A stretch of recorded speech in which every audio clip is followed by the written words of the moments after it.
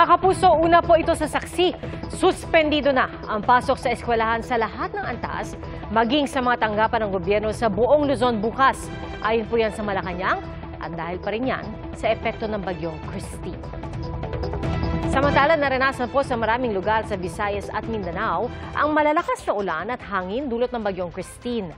Sa Davao City, pinadapa ng bagyo ang mga kubo, poste, maging ambulansya. Saksi, si Femery Dumabo ng GMA Regional TV. Tila naging sapa ang isang kalsada sa Catbalogan City, Samar dahil sa walang tigil na pag-ulan dulot ng bagyong Christine.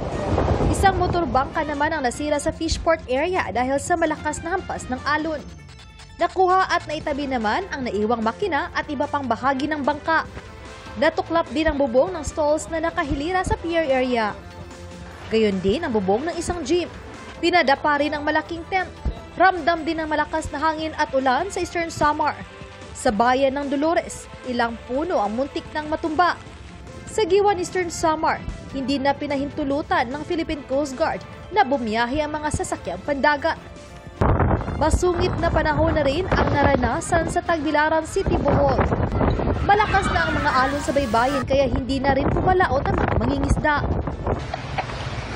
Baha na rin sa mga kalsada sa Libungan, Cotabato matapos umapaw ang ilog dahil sa ulan. Lubog na rin sa baha ang ilang bahay sa Pigkawayan, North Cotabato. Halos mag-zero visibility sa lakas na ulan sa ilang lugar sa Sultan Kudarat.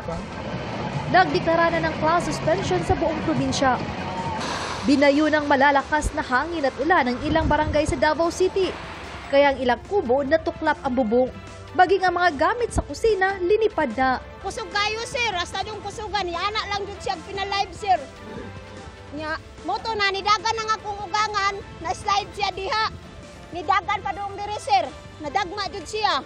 Pinadapa rin ang hangin ng ilang struktura kabilang ang bunkhouse na ito ng construction workers. Maging ang poste ng kuryente na itumba rin ng hangin papunta sa highway.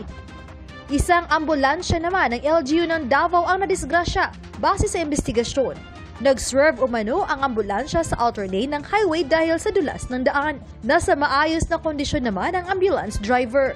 Para sa GMA Integrated News, ako si Femery Dumabok ng GMA Regional TV, ang inyong saksi.